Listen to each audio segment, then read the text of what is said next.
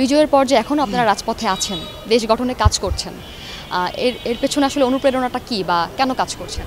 এটা হচ্ছে আমাদের ছাত্রদের একটা আন্দোলন ছিল। ইভেন আমরা দেখবেন যে আমাদের অনেক ভাইয়েরা শহীদ হয়েছেন। ইভেন আমাদের এক কলেজের একটা ছোট ভাই শহীদ জিল্লুর শেখ নামে, সেও নিহত হয়েছেন এই কলেজের ইস্ট ওয়েস্ট ব্র্যাক ইউনিভার্সিটি থেকে। তিনি তার হঠাৎ পুলিশের আক্রমণের কারণে সে শহীদ হয়েছেন। দেন সেই জায়গায় তাকে আমরা হসপিটালে নিয়ে যাই, নাগরিক হসপিটালে অ্যাডমিট করার পরে ডক্টরটাকে মৃত ঘোষণা করে। ইভেন আমরা সবাই তার দেহটাকে নিয়ে, লাশটাকে নিয়ে আমরা কলেজের সামনে ভার্সিটির সামনে যাই এবং পতাকা মুড়িয়ে যাই। এর ফলে আমাদের কলেজের, ইম্পিরিয়াল কলেজের সকল শিক্ষার্থীদের মনে একটা ক্ষোভ জেগে ওঠে যে এই স্বৈরাচারের বিরুদ্ধে।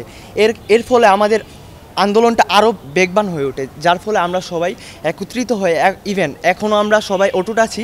স্বৈরাচারের পক্ষে আমরা সবাই লড়বো, ইনশাল্লাহ আছি যতদিন থাকবে। আর আমাদের ছাত্র সমাজ হবে নিরপেক্ষ, যেখানে থাকবে না কোনো দল, থাকবে না কোনো জনমত, থাকবে না কোনো রাজনৈতিক সংগঠন।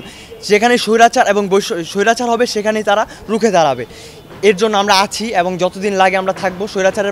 স্বৈরাচারের বিরোধিতার জন্য আমরা যতদিন আছি, আমরা রাজপথে আছি ইনশাল্লাহ। দেশ আমার, দেশ আমাদের সবার। আমরা ছাত্র জনতা যতদিন রাস্তায় আসি, এই যে গত 6 দিন ধরে নির্ঘুম রাত আমরা অনেকেই পাড়ি দিছি।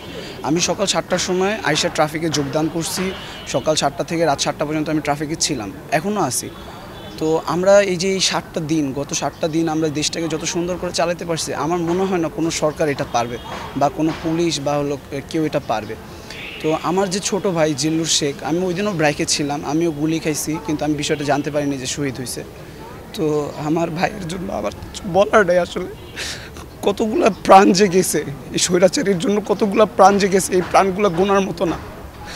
আমার ভাইয়ের জন্য আমার ভাইয়ের রক্ত গেছে, আরও অনেক ভাইয়ের রক্ত গেছে। সব শহীদদের সম্মান জানাই। আমি তাদের বাবা মাকে অনুরোধ করতেছি, আমার বাবা মা আপনারাও আমাদেরকে দেখেন, আপনার ছেলে শহীদ হয়েছে, সে জান্নাতে যাবে একটা না একটা সময়। সে জান্নাতের স্বর্গ থেকে আপনাদের দেখতেছে, আমাদেরকে দেখতেছে। আপনারা দয়া করে আর কষ্ট নিয়েন না। সমস্ত ছাত্র জনতা আপনাদের ছেলের মতো, দয়া করে আপনারা কষ্ট পেয়েন না। মানে আর কিছু বলার নেই।